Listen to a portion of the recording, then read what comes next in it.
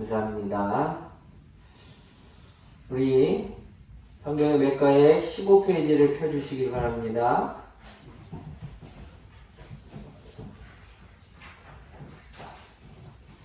그리고 스티커를 먼저 붙이겠습니다. 스티커 4쪽에 보면 1-15에 이 그림이 있습니다. 먼저 붙여주시고 시작하겠습니다.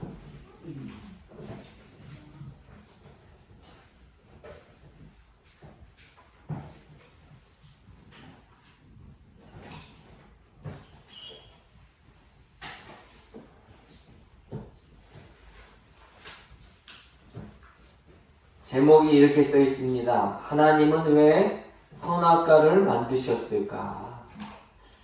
신앙생활을 처음 시작하는 성도들일 때에 이것이 굉장히 시험에 드는 경우들이 있는 경우를 많이 봤습니다. 하나님께서 왜 선악과를 만드셔서 사람들을 타락시키는 유혹하는 결과물로 삼으시고, 다 아시는 주님께서 왜 선악과를 꼭 굳이 동산 중앙에 놓으셔가지고 우리가 이렇게 죄악 속에서 힘들게 살아갈까 얘기하는 사람들이 있는데, 선악과가 과연 어떤 의미인지를 우리가 좀 알기를 바랍니다. 하나님께서 우리를 만드셨을 때 원래는 어떻게 만들어 주셨냐면 자유로운 선택을 할 수 있는 사람들로 만들어 주셨습니다. 그러면 첫 번째 자유의지라고 쓰시면 돼요. 밑에다가 free will, 자유의지. 하나님은 우리를 로봇으로 만드신 것이 아니라 자유롭게 선택하고 자유롭게 하나님을 더 섬길 수 있는 존재로 만드신 거예요. 우리가 로봇은요, 입력만 띡 하면요 그렇게 됩니다. 우리 교회 맨 위에 종탑에 보면 시간이 이제 이렇게 띠띠띠띠 이렇게 되는 게 있어요. 그러면 낮에는 원래 불이 안 켜야 되잖아요. 그러면 이 타이머를 잘 설정만 시켜놓으면 알맞은 시간에 이게 종탑이 띡 켜져가지고 미랄교에 있고, 그 다음에 십자가불이 탁 켜지면서 교회 종탑이 딱 켜집니다. 왜 그래요? 이건 자기 생각에 7시가 조금 좀 밝은데 좀 늦게 켜면 안 될까? 기계는 그렇게 생각하지 않습니다. 자기 의견이 없어요. 기계는 그냥 설정되어 있는 값으로 움직이는 거예요. 근데 우리 주님께서는요, 우리를 그렇게 로봇으로 불러주신 것이 아니라 자유롭게 활동할 수 있는 자유의지를 주셨습니다. 그만큼 하나님께서 우리를 사랑하시고 하나님을 선택하기를 원하셨어요. 그 도구로서 뭘로 삼아주셨냐면 이 선악을 알게 하는 나무를 주신 거예요. 내가 너와 약속한다. 어떻게 하나님께서 피조물과 약속할 수 있겠어요? 이거는 동등한 약속이거든요. 그런데 하나님께서는 우리를 너무나도 사랑하셔서 하나님을 사랑하면 네가 이것을 지키되 이 안에서 내가 정말 큰 사랑을 주겠다. 그런데 너무 큰 사랑임에도 불구하고 네가 정말 원하지 않으면, 그러면 네가 정말 힘든 길을 걸어가지만 그래도 네 선택이니까 할 수 없다라고 하나님께서 만드신 장치가 선악과예요. 그러니까 하나님과 인간 사이에 약속의 표징을 주신 거예요. 마치 우리가 집에 이제 건물을 사면은 뭘 씁니까? 계약서를 쓰고 또 뭘 써요? 이제 사인을 하는 거예요. 이 계약이 유효해져서 이제 이 사람에게서 이 사람에게로 이제 집이 옮겨졌다 하고 하는 유효한 법적 효력인 거예요. 그러니까 하나님께서 이 선악과를 만드시면서 주님께서 이렇게 얘기하시는 거예요. 내가 너를 자유의지를 주신 그런 자유롭게 선택할 수 있는 사람으로 만들었는데, 네가 나를 사랑하고 순종하면 내가 너를 축복하는데 그게 싫으면 너가 저주를 받을 거야. 그 계약서가 바로 선악과니까 네 마음대로 하면 좋겠는데 나는 내 말씀을 잘 듣고 따라 순종했으면 좋겠다 하고 하나님께서 계약서로 만드신 거예요. 사실은요, 이것은요, 피조물 세계 안에서는요, 이게 하나님의 사랑의 표현일 수가 있어요, 여러분. 어디 우리 주님께서 말이나 돼지한테 이 언약을 사용하신 적이 있으십니까? 없어요. 어떤 피조세계라도 피조물이 하나님과 약속해가지고 동등한 위치에서 언약적인 그런 계약을 하신 적이 없어요. 유일하게 기계로 그렇게 자유의지를 주셔서 기계로서가 아니라 하나님을 선택하게 하신 것입니다. 물론 창조주인 하나님과 피조물이 우리 사이에 엄청난 위상이나 능력이 차이가 있음에도 불구하고 하나님께서 우리를 사랑하여 주셨기 때문에 이런 모든 것들을 장치를 마련해 주신 거예요. 여러분, 어떤 혹자들은 이렇게 얘기해요. 사랑을 어떻게 얘기하냐면 사랑은 미친 짓이라는 얘기를 해요. 왜 그래요? 사랑은 이성을 초월하기 때문에 그래요. 가끔씩 우리가 사랑할 때 보면요, 먼 곳에서 막 피곤한데 불구하고 막 보러 가고 싶어가지고 운전하고 막 가가지고 막 잠깐 한 5분 봤는데 잠깐 보고 싶어가지고 막 가는 건 있죠? 저는 그렇게 해봤어요. 저는 연애할 때 저희 아내가 저 밑에 있었고 제가 서울에 있었을 때 1시간 반에 걸렸고 10분을 보려고 제가 갔단 말이에요. 왜 그래요? 이성적으로 봤을 때 말도 안 되죠. 차라리 다음날 가가지고 오래 보는 게 낫죠. 근데 사랑은요, 그 모든 것을 초월하는 힘이 있어요. 하나님은요, 우리를 그렇게 사랑하셨어요. 그래서 우리가 이 땅 가운데 계속 사랑을 받는 존재로 살아간다는 거예요, 여러분. 하나님의 사랑을 의심하거나 조금만 있다고 생각하지 마세요. 하나님은요, 그 이성을, 하나님의 모든 감정을 초월하셔서 우리를 사랑하사 목숨까지 아끼지 않고 버리셨던 분이 하나님이세요. 하나님은 왜 선악과를 만드셨을까? 비판하고 비난하는 존재로 여기지 마시고 이것은 하나님께서 우리를 사랑하신 표징의 증거라는 것을 알 수 있었으면 좋겠습니다. 그냥 로봇으로만 안 가도 됐겠죠. 그냥 자동적으로 그냥 섬기러. 그러나 하나님 그렇게 인간이 로봇처럼 하나님을 섬기는 것으로 그렇게 여기시지 않고 자유의지를 주셨음에도 불구하고 우리 선택을 다 주셨음에도 불구하고 하나님을 선택했으면 하는 바람이 있으신 거예요. 왜냐? 하나님도 그렇게 하셨기 때문에. 우리 꼭 싸울 때 그래요. 너는 그러냐? 너는 잘못했지 않냐? 막 이렇게 싸웁니다. 근데 하나님 할 말이 계세요. 왜냐하면 하나님은 우리를 그렇게 사랑하셨기 때문에. 이게 바로 선악과의 비밀입니다. 다음 페이지 한번 보도록 하겠습니다. 다음 영어로 이렇게 써있는데 여러분 뭐라고 쓰시면 되냐면 여기 보면 원시복음이라는 것을 쓰시면 돼요. 여러분 원시복음 아까 전에 이 앞에 있는 뱀 이거 2페이지에 보면 1-15에 보면 그림이 있어요. 여러분 그것을 꼭 붙여주시기 바랍니다. 그리고 여러분들이 이제 다 붙이신 분들은 원시복음이라고 써주시기 바랍니다.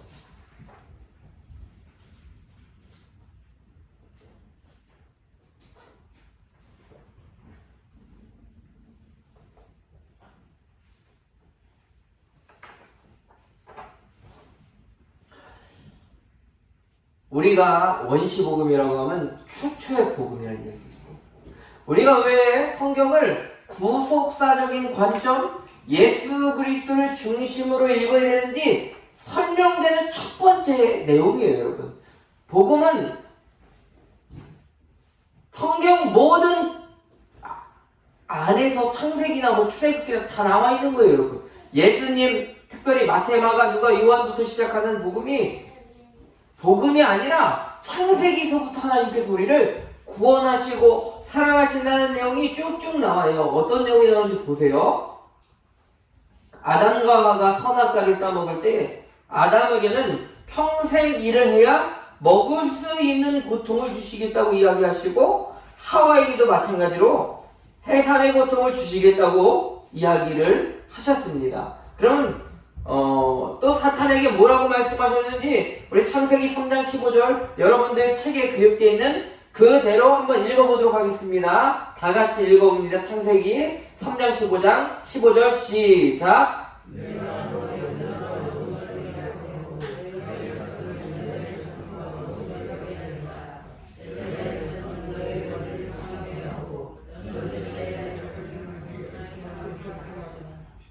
이 내용을 한번 하나하나씩 한번 살펴보겠습니다. 하나님이 창세기에 나타나 있는 하나님이 인생을 구원하기 위한 계획들을 어디 두셨냐?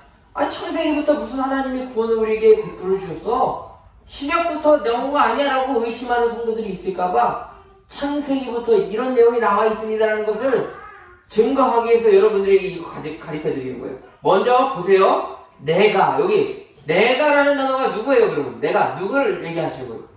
하나님. 하나님이라고 적으세요.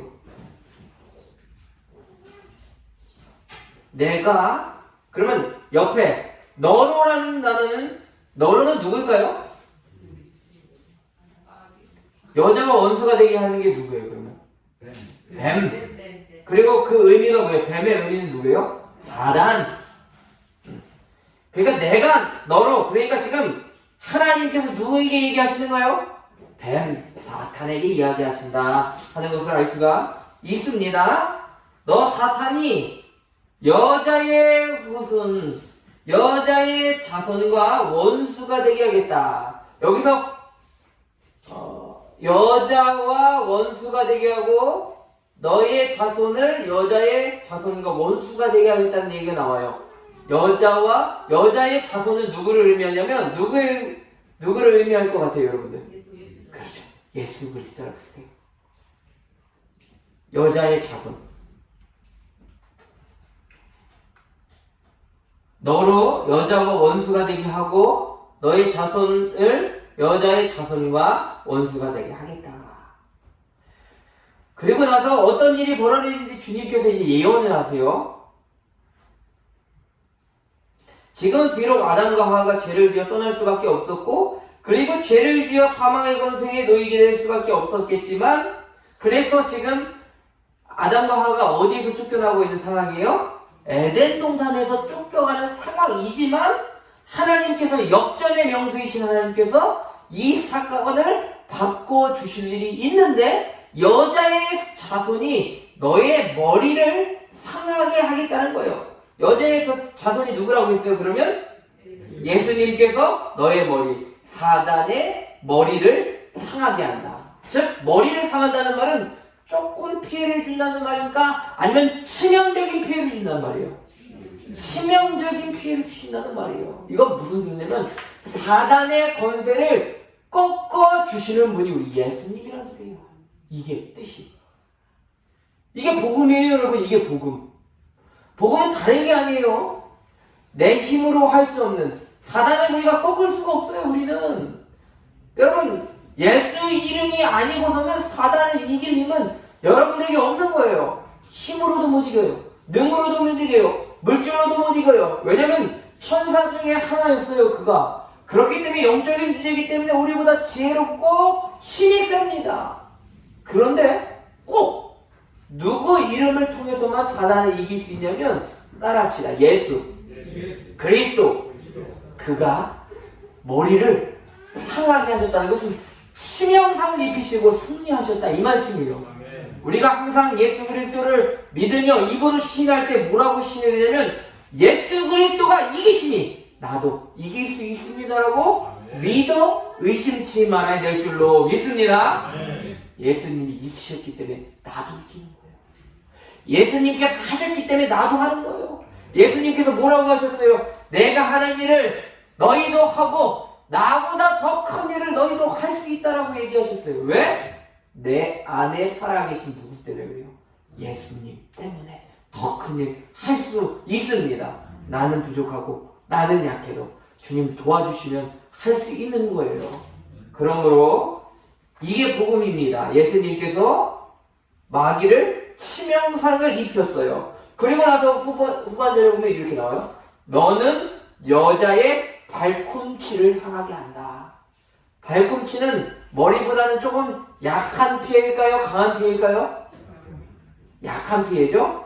예수님도 조금 치명상이 아닌 약간의 피해를 입었어요. 이게 무슨 소리일까요? 예수님이 어떤 피해를 입으셨어요? 십자가에 달려 들어가셔서 피와 땀을 흘리시고 죽으시기까지 우리를 살리시기 위해 죽으셨어. 죽었을 때 마귀가 이렇게 생각해요. 내가 치명상을 입혔구나. 내가 이겼구나. 근데 웬 거예요? 3일 만에 승리하신 거예요. 그러니까 예수님 앞에는 그 죽음이 치명상이 아니었어요. 부활을 증거하게 하신 하나님의 계획이셨다는 거예요. 이게 바로 복음인 거예요. 예수 그리스도를 믿는 모든 자들에게 사단의 권세를 꺾고 사망의 권세를 꺾고 죄악의 권세를 꺾고 승리할 수 있게 해주신 하나님 때문에 감사합니다라고 고백할 수 있는 것이 어디에서부터 나타났다고요? 창세기에서부터 나타난 거예요. 여러분 너무 신기하잖아요. 여러분 창세기부터 예수 그리스도의 생애가 이미 예견되어 있었다. 이거 제가 꾸며서 한 게 아니에요. 이거 성경학자들이 이거 말하는 거거든요. 여기 정설입니다. 그럼 다음 한번 보시기 바랍니다. 다음 마귀가 이제 쫓겨났어요. 이제 그게 너무 화가 난 거예요. 아니 내가 어떻게 하나님 앞에 이렇게 무시를 당하지? 내가 졌다고 하나님? 내가 안 질 거야 라고 생각하며 하나님의 계획을 엿들어요. 여러분 워크북 16페이지 보시고 스티커 이쪽에 있는 1-16 그림, 이 앞에 있는 그림을 붙여주시기 바랍니다.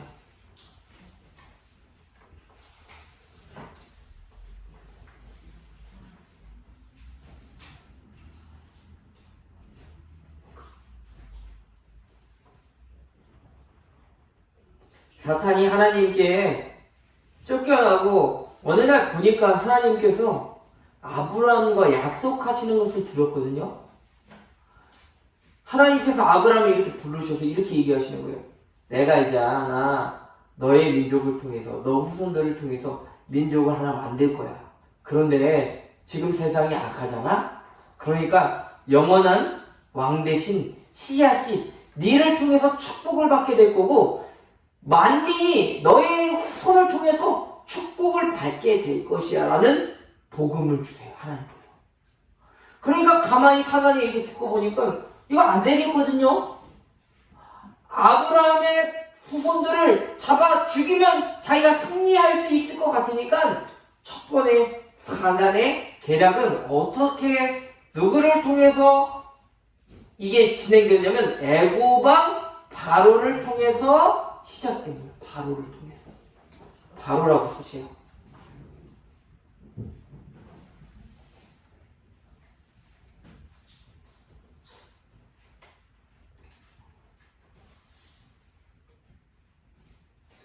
BC 1400년경에 통치자 바로 왕이 통치하고 있을 당시에 이스라엘에 한 아이가 태어났어요. 그의 이름은 모세였어요. 그때가 BC 1400년경. 우리 성경 이 밑에 있는 구절을 한번 읽어보고 다시 한번 시작해 보도록 하겠습니다. 여기 출애굽기 1장 22절 같이 한번 읽어봅니다. 시작. 마침내 바로는 모든 백성에게 명령을 내렸다. 갓 태어난 히브리 남자아이는 모두 강물에 던지고 여자아이들만 살려줘라. 아멘. 우리가 육안으로 봤을 적에 제가 이번 주인가? 이 비슷한 말씀, 출애굽기 말씀을 하면서 이 모든 것이 다 여러 가지 어려움을, 바로에 대한 어려움으로 계속 밀어넣는 그것을 얘기했는데 이것 또한 사단의 계략이었음을 우리는 알 수가 있어요. 사단은 왜 이스라엘 백성들을 다 죽일 계획을 갖고 있었을까요? 왜냐하면 하나님께서 아브라함의 후손 중에 그 씨, 예수 그리스도를 보내주시겠다고 하는 그 약속을 하신 거예요. 아브라함의 후손 중에, 너희 후손 중에 그를 통해서 만민이 복을 얻겠다고 하셨던 하나님의 계획을 하나님이 아브라함에게 약속하시니까 옆에서 사단이 들은 거. 아 그래? 그러면 어떻게 하면 되겠지? 아브라함의 자손들을 다 죽이면 내가 승리할 수 있겠구나라는 얘기를 생각을 하면서 시작했는데 어떤 일을 벌였냐면 애굽왕 바로가 산파들을 불러내서 아이 남자 태어나면 다 죽여, 여자 태어나면 살려 라고 해서 산하 제한을 하게 됩니다.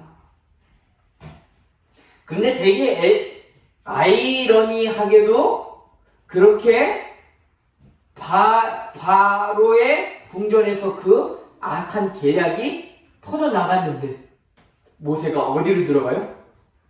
바로의 궁전에 들어가요. 하나님께서 그 초막 밑에 피할 길을 열어주시고 오히려 모세에게 엘리트 교육을 시키셔서 이스라엘 모든 백성들을 애굽에서 광야에서 이 가나안 땅까지 움직일 수 있는 교육을 모세에게 시켰다는 사실이에요. 여러분 얼마나 놀랍습니까? 사단은 하나님께서 계획하시고 선하신 뜻을 파괴하는 족속이에요, 족속. 그래서 우리가 예수 그리스도를 믿을 때 어떻게 믿냐면 하나님을 믿지 못하게 하는 모든 순간이 바로 마귀의 계략을 한 거예요. 예수님께 더 기도하고 싶으세요? 근데 방해를 받잖아요. 누가 방해한 거예요? 사단이 방해한 거예요, 여러분. 예수님께 더 봉사하고 주님 앞에 더 나아가야 되는 그런 모든 것들이 다 믿음으로 착착착 진행돼서 하나님 나라에 쏙 들어가면 좋겠는데 마귀는 싫은 거예요. 왜? 하나님의 그 계획을 엉망으로 만들어뜨리고 싶은 거예요. 그래서 구원의 계획이 이루어지지 않고 사람들에게서 구원이 베풀어지지 않게끔 하기 위해서 그랬는데 하나님은 그 계획 속에서도 하나님께서 남겨놓으신 자, 남은 자를 허락해 주신 거예요. 그럼 우리는요 어떤 사람이 되어야 될까요? 세상 속에 다 지금 애국왕 앞에 다 무릎 꿇고 엎드려서 머리 숙이고 우리 죽겠다 다 죽겠다 하고 고민과 걱정을 하고 있을 때 우리는 예수 그리스도를 믿는 남은 자가 돼요. 남은 자. 모세도 남은 자였어요, 여러분. 다음에 이제 사단의 계략을 한번 보도록 하겠습니다. 자, 이 그림은 어떤 그림이냐면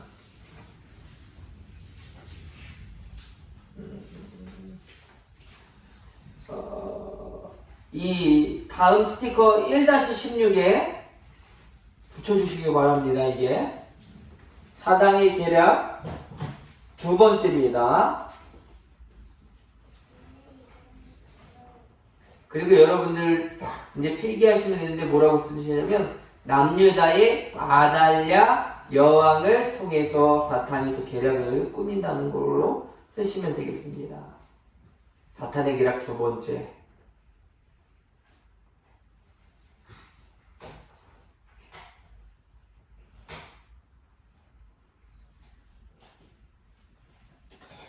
이스라엘이 이제 솔로몬 시대 이후에 뭐가 되냐면 분열 왕국이 진행됩니다.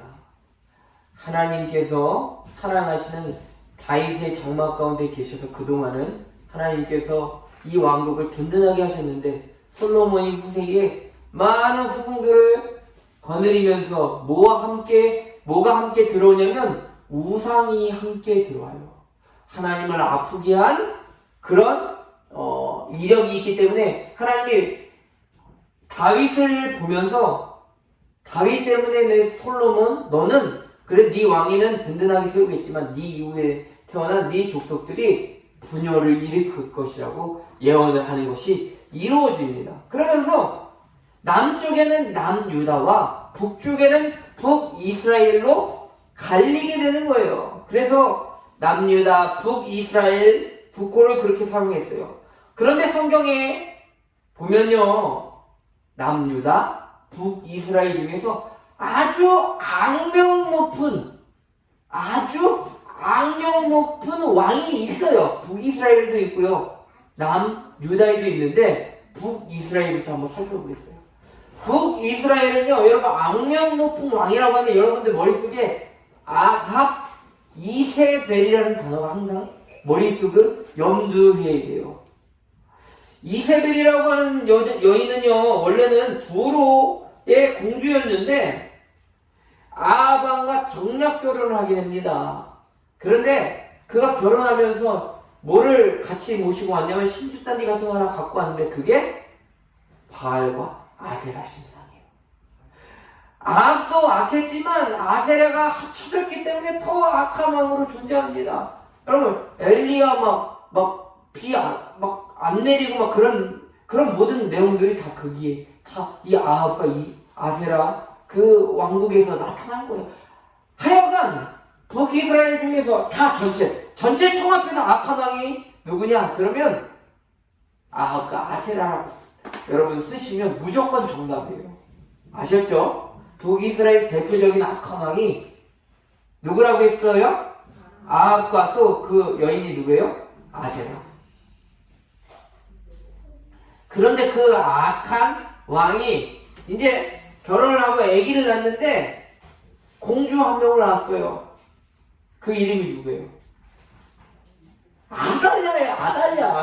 아달랴. 부모가 그렇게 악하니까 자녀를 낳으니까 얼마나 악하겠어요, 여러분. 남유다가 이제 아달랴를 데리고 와요.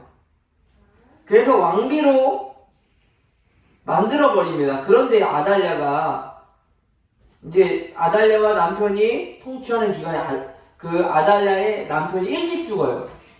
그러니까 아달랴의 아들 아하시야라고 하는 아들을 통해서 정치를 하는데 이 아들도 일찍 죽어버려요. 일찍 죽어버린다고요. 그러니까 어떻게 하냐면 안 되겠다. 자꾸 아들을 통해서 통치를 하니까 제대로 내가 구미에 맞게끔 이렇게 통치를 해야 되는데 한 달이 걸치니까 속이 시원하지 않는 거예요. 그래서 어떻게 하냐면 남유다 왕족들을 다 죽여요. 다 죽여요. 이걸 보면서 이제 학자들은 이렇게 얘기하죠. 왕권이 새로 세워질 때는 전 왕조를 다 죽이는 것이 일반적이다라고 역사학자들은 그렇게 생각할 수 있어요.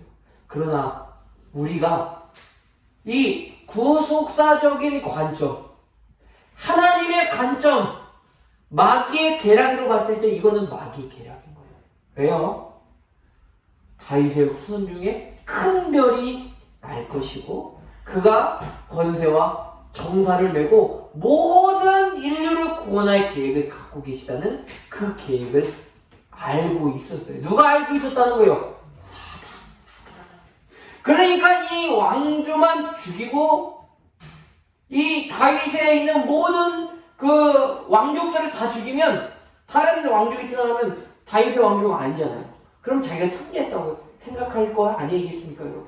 근데 하나님께서 또 남은 자를 주셨는데 이 아달랴의 손자인 이름이 요아스를 숨겨둬요. 고모부와 고모가 싹 숨겨놔요. 그리고 나서 조금 커진 다음에 그 정통계열을 다시 왕위를 세우셔서 다 망했다고 생각하는 다윗의 왕조를 다시 계승하게 할 수 있는 그 능력을 주셨다 이 말씀입니다. 사람들은 망했다고 얘기해요. 사람들은 안 된다고 얘기하고 마귀는 우리가 졌다고 얘기해요. 우리가 고통당할 때 너 저 뭐 힘이 있어? 네가 뭐 할 수 있어? 너 뭐 할 수 있는 힘이 있냐라고 얘기하지만 그러나 능력 주시는 자 안에서 내가 할 수 있는 것은 주님이 살아계실 때문에. 주님이 죽으셨으면 안 되겠죠. 그러나 오늘도 주님이 살아계셔서 우리의 마음을 역사하시고 감동시켜 주시고 능력을 위에서 부어 주시니까 할 수 있는 거예요. 저는 자가 뛰게 되고요. 눈먼 자가 눈을 뜨게 되는 거고요. 아픈 모든 사람이 일어날 수 있게 되는 줄로 믿습니다. 우리는 할 수 없다고 얘기할 수 있어요. 나 못해요. 나 안 돼요. 많이 들어봤어요, 저. 이런 얘기 많이 들어봤다고요. 그러나 주님이 하시면 됩니다. 주님이 하시면 되는 거예요. 주님의 교회는 주님이 능력으로 치리하세요. 그러면 우리는 뭐만 하면 되냐면 동참만 하면 돼요. 내 능력이 아니에요. 아니 능력이 부족해서 못해요. 무슨 소리예요? 능력 보고 하나님께서 시키신 게 아니에요. 순종하는 자에게 축복해 주시기 위해서 시키는 거예요. 그러니까 여러분들은 주님 말씀 순종하고 주님 앞에 나아가는 귀하고 복된 성도들 낼 수 있게 되기를 바랍니다. 또 있는데요. 뒤에 여러분들 정리하도록 할게요. 오늘은 우리가 오해할 만한 소지에 대한 성경을 배우게 됐어요. 첫 번째 우리가 뭘 배웠냐면 왜 선악과가 존재해서 우리가 악하고 힘든 이 세상에서 힘들게 살아갈까? 차라리 이것만 없었으면 내가 승리할 수 있었는데 왜 이렇게 힘들을까? 이 선악과가 존재하는 이유에 대해서 얘기를 했어요. 하나님 우리를 기계로 만드시지 않으려고 자유의지를 만드셔서 하나님을 스스로 선택하게끔 하기를 원하셔서 하나님과 계획하셨던 거. 하나님과 계약서를 쓴 것이 바로 선악과예요. 하나님 사랑하면 따먹지 말아라. 하나님 떠나고 싶으면 먹어라 라고 계약을 쓴 거예요. 그런데 우리가 실패했죠. 그러니까 마귀가 이긴 줄 알았는데 하나님이 여기서 원시 복음을 주세요. 원시 복음. 네가 승리한 것 같지? 그지만 여자의 우선인 예수 그리스도를 보내주셔서 너의 머리를 치명타를 입히겠다. 너는 끝났다. 라고 얘기하니까 이제 마음이 쫄리는 거죠. 그래서 이제 나름대로 이제 마귀도 계략을 갖습니다. 첫 번째 계략이 뭐예요? 누구를 통해서? 바로를 통해서. 바로가 산하 제안을 하면서 이스라엘을 완전히 막게끔 하려고 했는데 하나님의 능력은 모세를 남은 자처럼 세우셔서 그 아주 악한 왕 밑에서 오히려 거기서 잘 자라나게 하시고 그를 통해서 역사하심으로 말미암아 하나님의 뜻이 이루어지게 하셨다는 거. 그래서 결국은 들어갔어요. 그러니까 이제 안 되겠다. 다시 한번 수정해보자 하고 해서 사단의 계략 두 번째를 이제 한 겁니다. 남유다의 누구를 통해서요? 아달랴 여왕을 통해서 하나님 내 뜻을 거스르려고 마귀가 합니다. 아달랴는 누가 부모라고 했어요? 북이스라엘의 누구? 아합과 이세벨. 그 왕과 왕비 중에 태어난 악한 여인이었는데 남유다로 시집을 왔는데 또 엄마 아빠처럼 그렇게 악한 마음을 쓰는 거예요. 자기 아들이 죽자 자기 스스로가 여왕이라고 칭하고 모든 손주까지 다 죽이고 막 다 죽였어요. 그래서 이미 끝났다고 생각했어요. 하나님의 왕국은 끝이 났다고 생각했어요. 그러나 하나님께서 또 남은 자를 선택해가지고 이렇게 품어주신 거예요. 여러분들이 남은 자 되기를 원합니다. 끝까지 여러분들의 뜻을 고수하지 마시고 하나님의 뜻을 확고하게 하세요. 여러분. 하나님이 여러분들 원하시면요 여러분들 5대양 6대교로 지금도 사용하실 줄로 믿습니다. 제가요 예전에 신문을 봤는데 어떤 그 포경선이 아니라 물고기 배를 이제 잡는 어부가 한 분이 있었대요. 근데 그 교회가 아주 어려운 교회였대요. 근데 갑자기 교회가 무너져가지고 건축을 해야 되겠대요.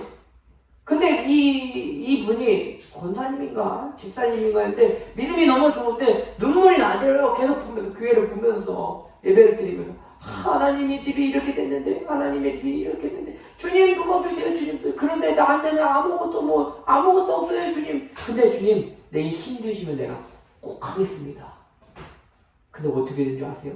마치 그 예수님께서 베드로에게 오른쪽에 그물을 던지라 깊은 곳 가서 그물을 던지라 했던 것처럼 그물을 던져놓고 집에 와가지고 딱 왔는데 뭐가 잡혔냐면 밍크 고래가 잡혔대요. 밍크 고래가 그때 시가로 5천만원, 7천만원까지 갔대요. 그걸 가지고 하나님께서 주신 마음으로 교회에다가 7천만 냈다는 거예요. 7천만 원 내는 게 중요한 게 아니라 하나님은 지금도 하나님의 일을 하고 싶은 자들에게 능력을 베풀어 주셔서 내 힘이 아니라 하나님의 힘으로 감당할 만한 능력을 주신다 이 말이에요. 누가 사람이 힘이 있어가지고 감당할 만한 것이 뭐가 있겠어요, 솔직히. 우리가 지혜가 있겠어요? 뭐 물질이 있겠어요? 뭐 아니면 대단한 무슨 인맥이 있겠어요? 여러분들 있을지 모르겠지만 전혀 없어요, 여러분. 근데 한 가지는 있더라고요. 주님의 능력이 우리 가운데 있는 거예요. 그러면 주님이 능력 가운데 거하시면 나도 할 수 있는 거예요. 하나님 내게 능력 주셔서 이 모든 것을 감당할 수 있는 믿음을 주시옵소서. 모세와 같이 요아스와 같이 남은 자 될 수 있도록 도와달라고 우리가 이 마음속에 다잡고 가면 세상 두렵더라도 세상 어려운 일 내게 닥치더라도 주님 믿고 가는 겁니다. 주님께서 해결해 주실 줄로 믿습니다.